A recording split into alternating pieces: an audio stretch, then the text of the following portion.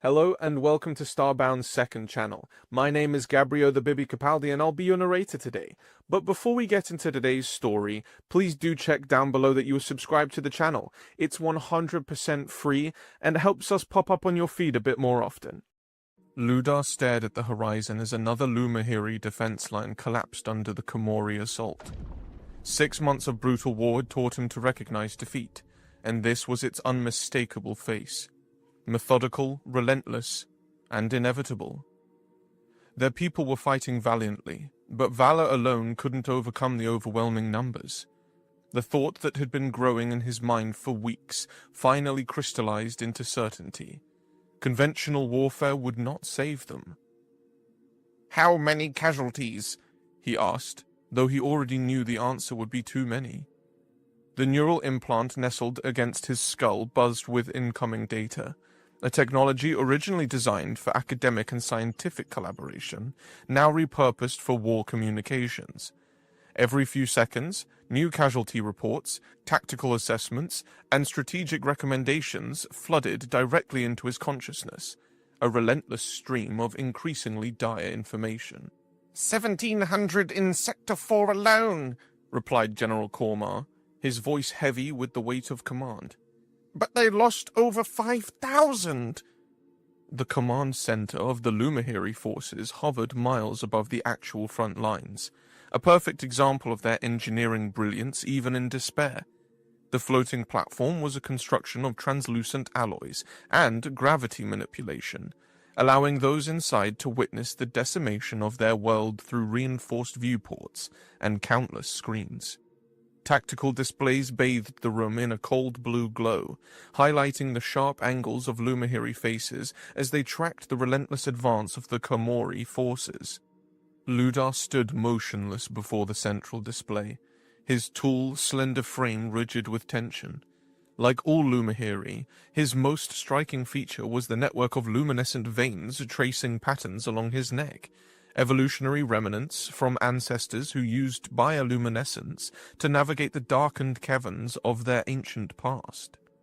These veins no longer projected emotion as they had millennia ago, but they remained a distinctive mark of their species. His large, wide-set eyes reflected the scrolling data of another failed defense, pupils contracting to thin lines against the ambient light. Through the transparent floor sections of the command platform, they could see their homeworld below, once celebrated for its floating cities and gardens, now scarred and burning. This was not a conflict over resources or territory. It had begun with a first contact situation that went catastrophically wrong. The Lumahiri had no hostile intentions, but cultural misunderstandings led to immediate aggression from the previously unknown species. The Komori ships moved with unsettling silence through the atmosphere, appearing almost ghost-like as they glided between the once majestic floating cities without the expected sounds of propulsion.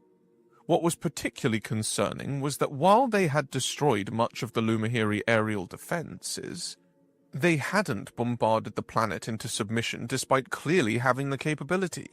Their approach suggested they wanted to preserve the world, just not its inhabitants, likely for examination and study after the Lumahiri were gone. Ludar had seen the Komori up close only in captured footage. They were furred bipedals, significantly larger than the Lumahiri, with natural exoskeletal features projecting vital areas and enhanced muscular structures that gave them superior strength. Where the Lumahiri were built for precision and intellect, the Komori were designed by evolution for dominance and conquest.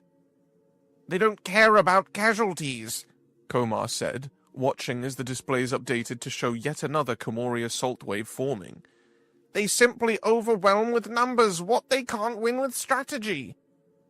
Ludar pointed to a different section of the display, where casualty statistics scrolled past. "Look at their losses. For every 10 of our soldiers, they lose 30 of theirs. We're hurting them." "Not enough," Komar replied, his shoulders slumping. "They have numbers we do not." The neural implants in both their heads alerted them simultaneously. More bad news. Yet another front line had collapsed. Though at significant cost to the invading forces, The pattern was becoming clear. The Lumahiri could cause tremendous damage to the Komori forces, but victory remained impossible. Each engagement ended the same way, with Lumahiri defeat despite the heavy toll they extracted.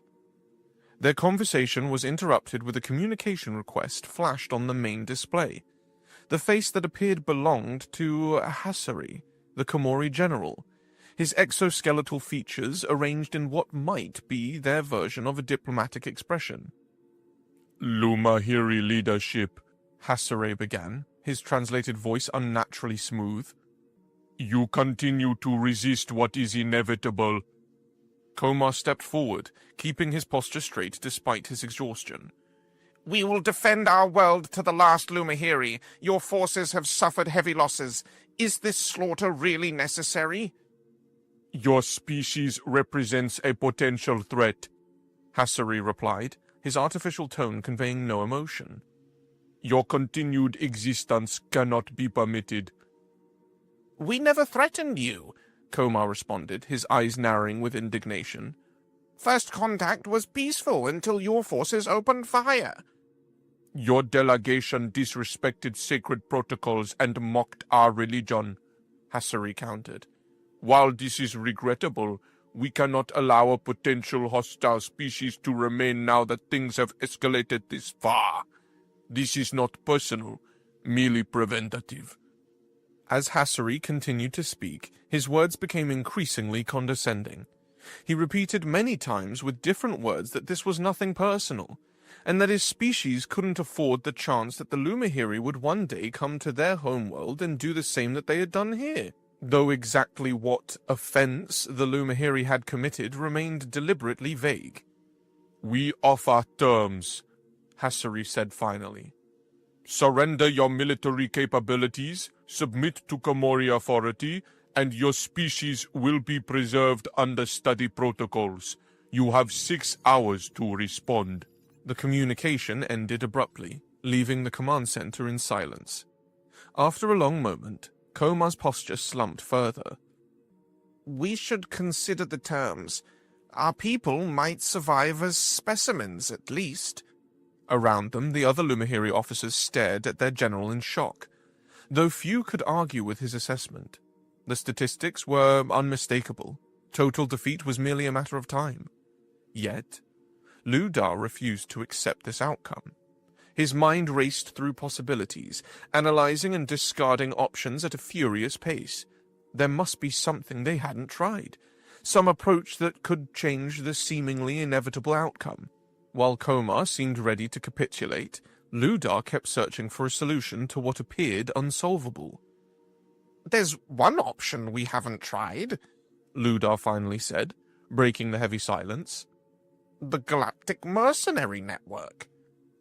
Mercenaries? Komar scoffed, giving Ludar an incredulous look. We barely have enough war funds to feed our troops for another month. Then we don't hire many, Ludar responded, his voice taking on a desperate edge.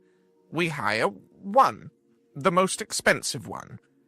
He brought up a profile on his personal display, swiping it to the main screen for all to see. The price listed caused Komar's eyes to widen in shock. That's absurd. One mercenary against an invasion force? Komar gestured to the battle statistics still scrolling beside the profile. It would take an army of mercenaries to make any difference.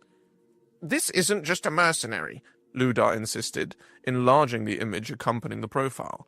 This is a human. The words sent murmurs through the command center. Humans were rare in this sector of the galaxy, and their reputation was the stuff of exaggerated tales. Warriors from a high-gravity world with technology that seemed to blur the lines between machinery and biology. Most Lumahiri considered such stories to be embellished myths. Cautionary tales about a dangerous species, thankfully contained to their own distant sector. But Ludar had studied xenoanthropology before becoming a military officer. He knew the stories had kernels of truth. Humans had evolved in a world that forced adaptation to countless threats, and their technological development had been shaped by millennia of warfare against themselves before they ever reached the stars. A human? Komar repeated, staring at the profile, then at the battle statistics. His expression shifted from dismissal to desperate consideration. What could one human possibly do that our entire defense force cannot? The rumors about them, if even half of them are true, it would be worth the risk, Ludar said, his voice gaining confidence. Their natural collections allow for combat interfaces that would kill most species. Their bodies can be enhanced, modified, pushed beyond biological limits, and they specialize in asymmetric warfare, situations precisely like ours. The command center fell silent again as everyone contemplated this last, desperate option. On the displays around them, the Komori forces continued their dismantling of Lumahiri civilization. After a long moment, Koma sighed deeply.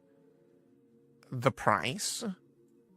Is everything we have left, Ludar finished for him. But what good is saving our war funds if there's no one left to spend them on? Koma studied the human's profile once more. They looked at the burning cities below. Do whatever you want, advisor. I've run out of ideas. Ludar didn't waste a moment. His fingers moved across his console, authorizing the transfer of the last reserves of the Lumahiri war chest. The system asked for final confirmation. The amount was unprecedented for a single contract. He hesitated only for a heartbeat before pressing confirm. Somewhere across the galaxy, a human mercenary received the contract, reviewed the impossible odds, and accepted without negotiation. The record-breaking payment was transferred, and a single drop pod was prepared for atmospheric insertion. 3 days later, as Ludar stared at the tactical display showing the Komori's final push towards the last Lumahiri stronghold, his neural implant showed him a different kind of alert. A small object had entered the outer atmosphere, too small for a warship, too controlled for debris. What is it? Koma asked, noticing Ludar's sudden attention shift.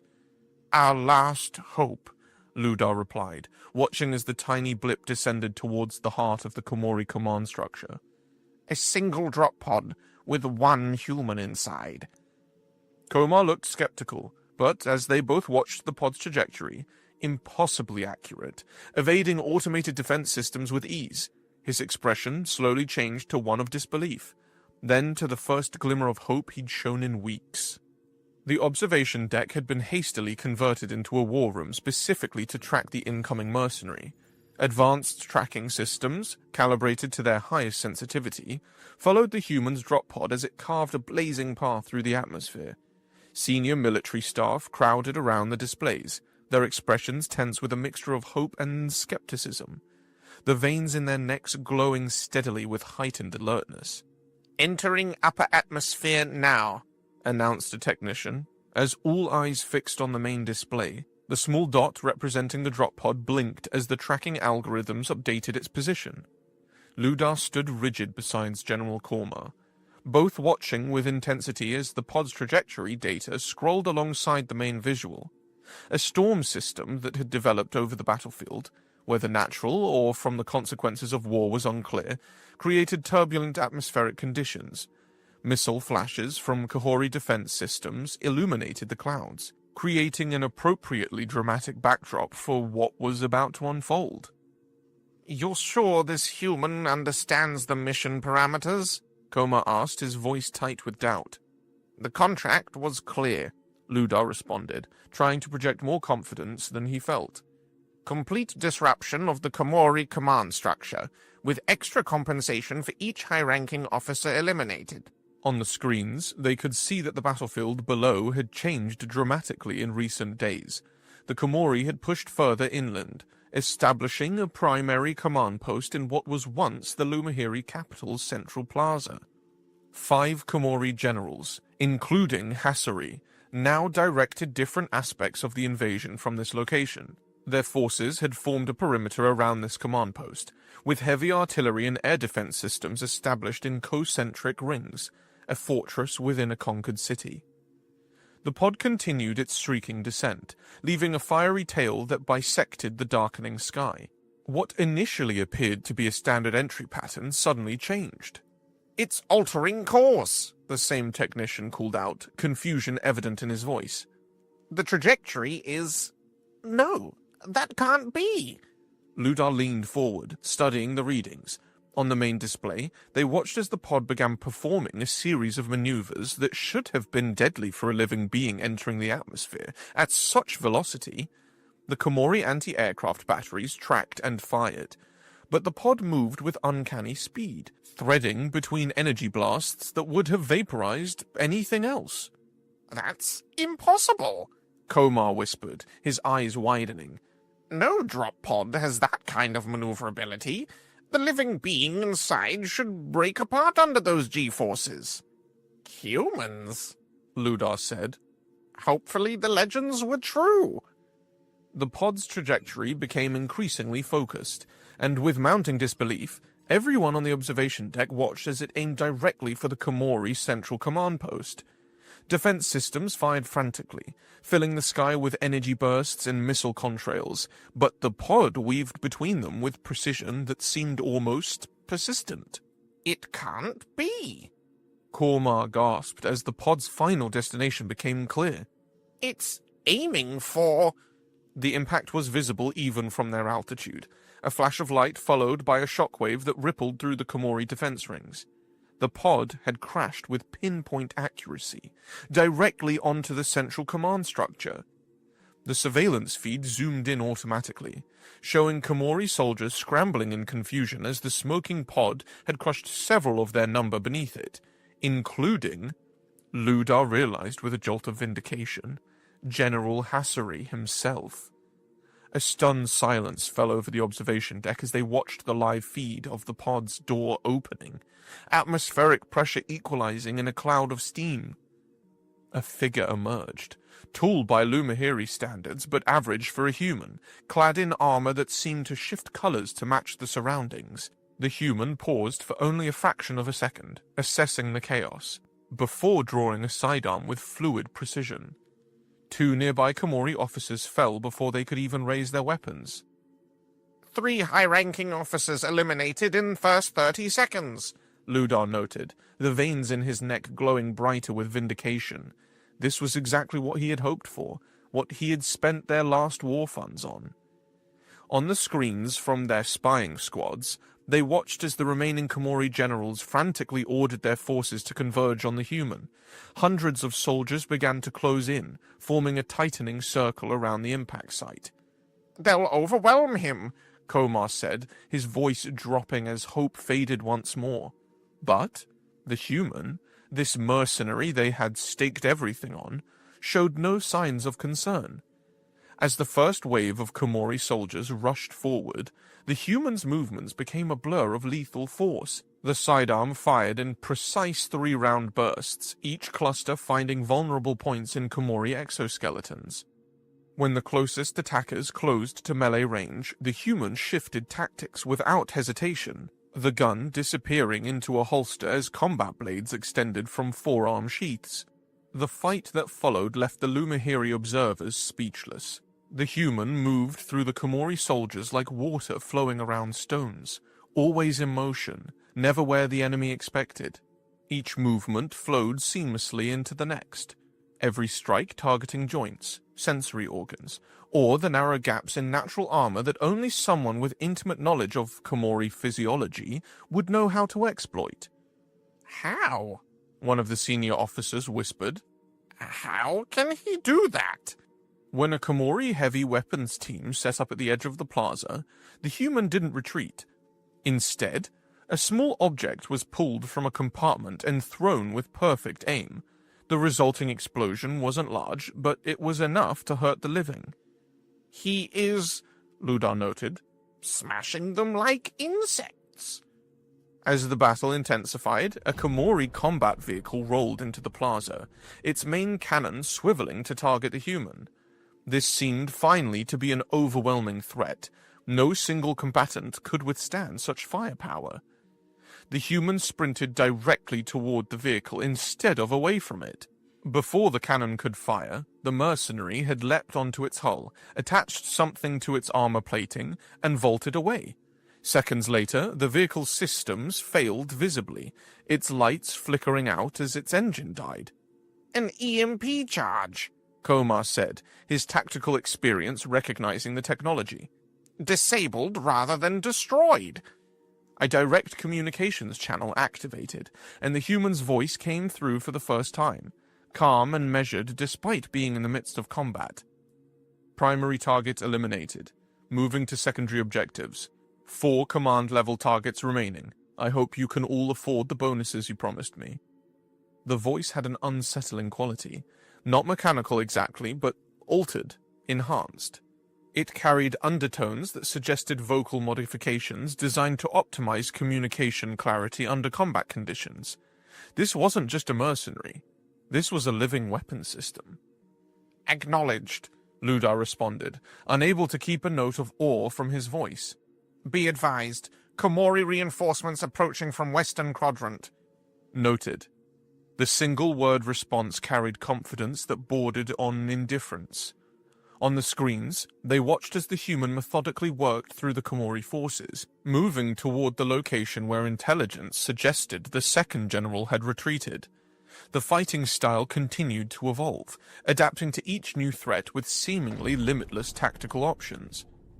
The remaining Komori forces, recognizing the unprecedented threat, began to coordinate more effectively. 3 heavy attack groups converged simultaneously, while snipers took positions on surrounding structures. This was no longer a chaotic response, but a deliberate attempt to trap and eliminate the human through overwhelming firepower. They've adapted their tactics, Kormar observed, concern evident in his voice. They're treating a single combatant as a strategic level threat. As they should, Ludar replied, watching as the human assessed the new situation. For the first time, the mercenary seemed to recognize the changing odds. The human touched something on his armor, a control panel integrated into the forearm section, and a visible change rippled across the entire suit. The effect was immediate and stunning. The human's movements, already impressive, became a blur, faster than the surveillance team could properly track. The Komori soldiers, firing at where the human had been a fraction of a second before, found themselves attacking empty air as the mercenary moved through their formations with impossible speed.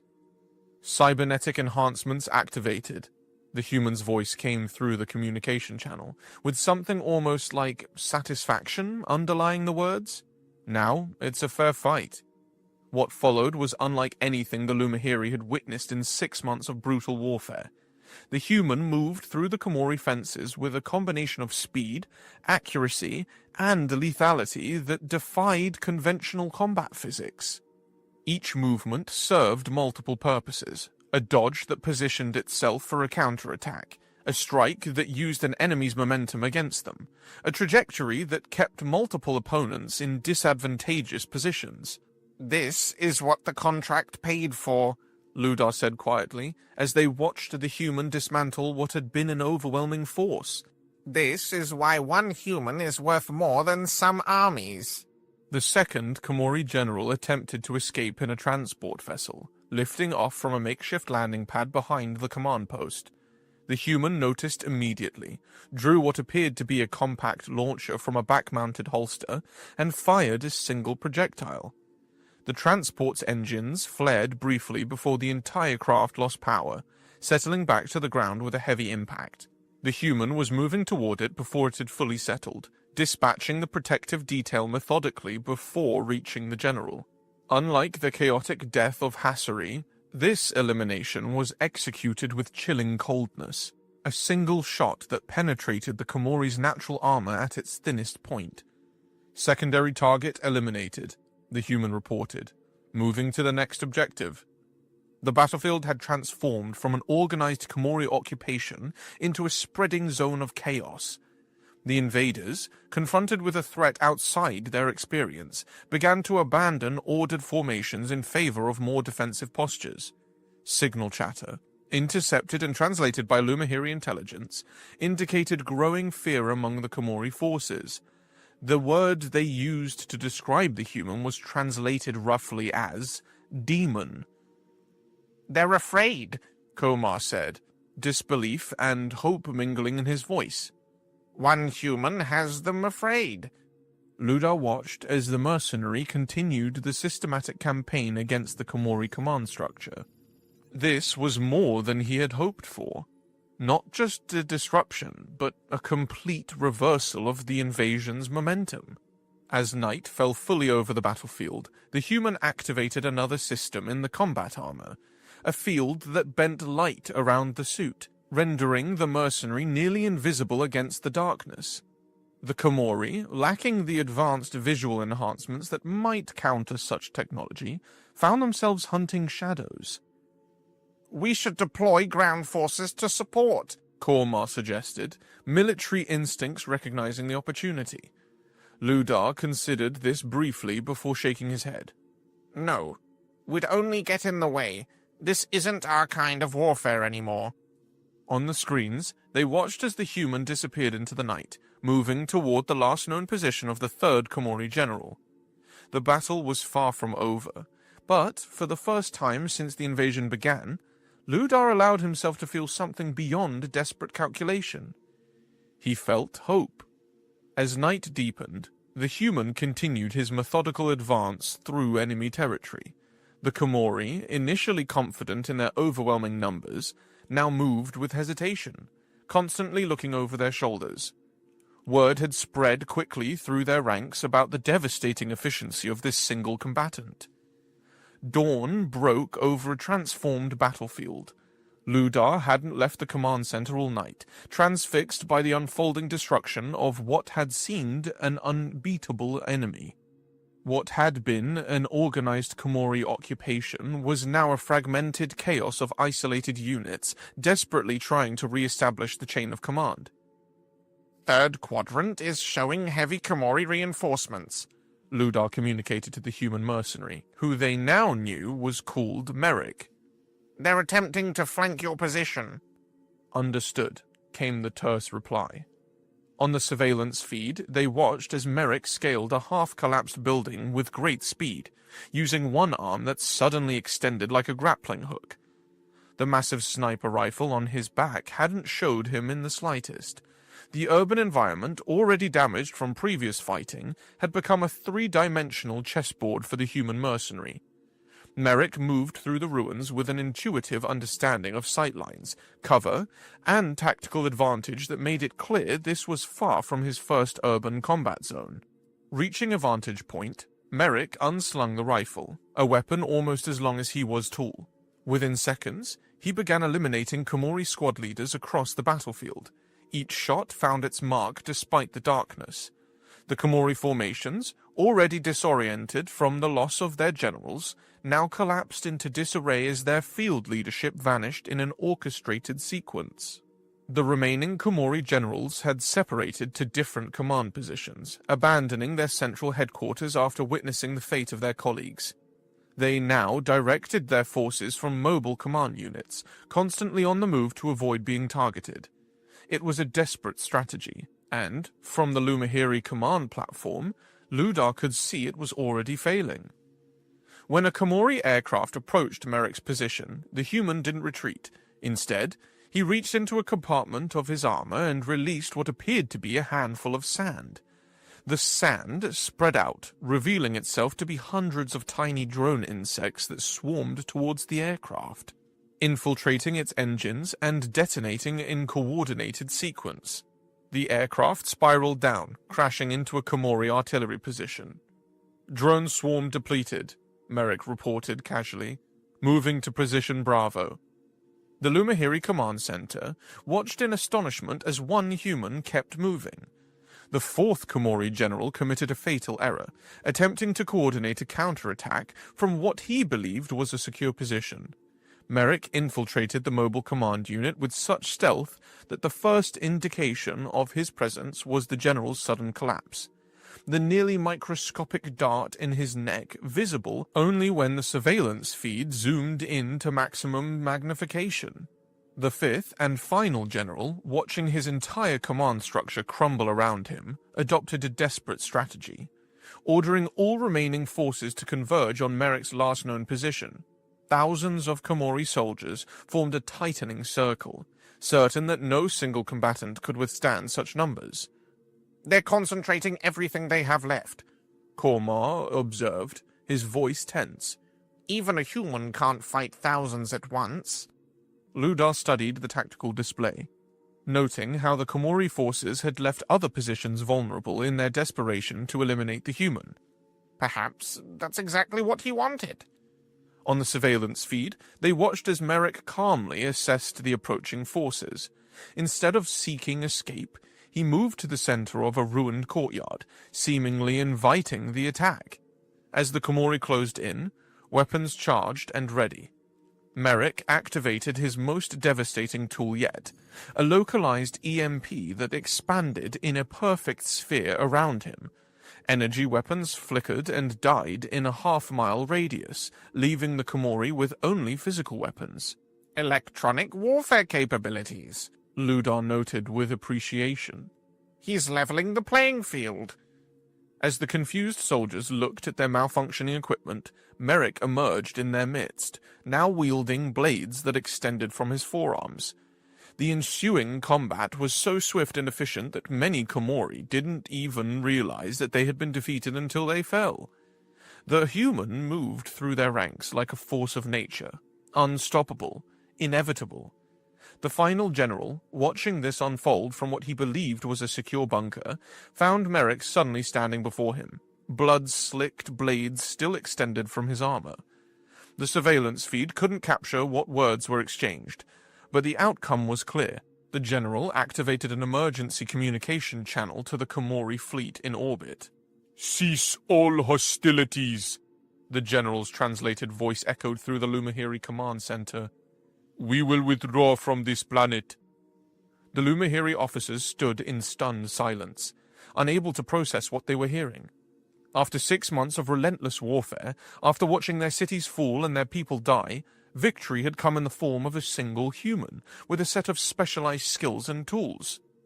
They're retreating, Kormar said, his voice barely above a whisper. One human turned the tide of an entire war. Ludar watched as Komori forces began to disengage across the battlefield, pulling back toward their landing craft. Not just any human, he corrected. The most expensive mercenary in the galaxy. The storm that had hung over the battlefield began to clear, sunlight breaking through for the first time in days.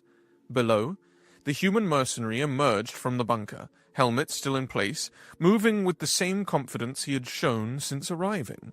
The mission was complete. 4 generals eliminated, an invasion force thrown into disarray, and terms of surrender secured. Contract fulfilled. Merrick's voice came through the communication channel. As the message ended, Ludar realized he had been holding his breath. He exchanged a look with Kormar, one filled with disbelief, relief, and the dawning understanding that their civilization would survive. Prepare for the negotiation phase, Ludar instructed, already thinking ahead to what would come next. The war wasn't formally over yet. There would be terms to discuss, agreements to secure. But, as he watched the human mercenary calmly walking through a battlefield littered with the remnants of what had been an overwhelming invasion force, Ludar knew with absolute certainty that the Lumahiri would be negotiating from a position of strength. The negotiations took place in a neutral location, a former Lumahiri cultural center that had remained relatively intact during the invasion. The Grand Hall, with its vaulted ceilings and ceremonial architecture, now served as the backdrop for the conclusion of a war that had nearly ended the Lumahiri civilization. The surviving 5th Komori general and his remaining sub-commander sat across from General Kormar and advisor Ludar. Between them stood Merrick, his armor now clean of battle damage but still imposing. The human's helmet remained on, the featureless visor reflecting the Komori general's own image back at him. A psychological tactic not lost on Ludar. The general couldn't help but shift nervously, having witnessed firsthand what the human was capable of. Outside, Lumahiri citizens had begun to emerge from shelters, cautiously reclaiming their cities. Komori forces had withdrawn to their ships, maintaining orbit but no longer engaged in hostilities. The storm had cleared completely, and sunlight streamed through the cultural center's crystal windows, creating prismatic patterns across the negotiation table. These terms are unacceptable, The final Komori general growled, pushing away the datapad with the proposed surrender agreement, though with noticeably less conviction than his posturing suggested.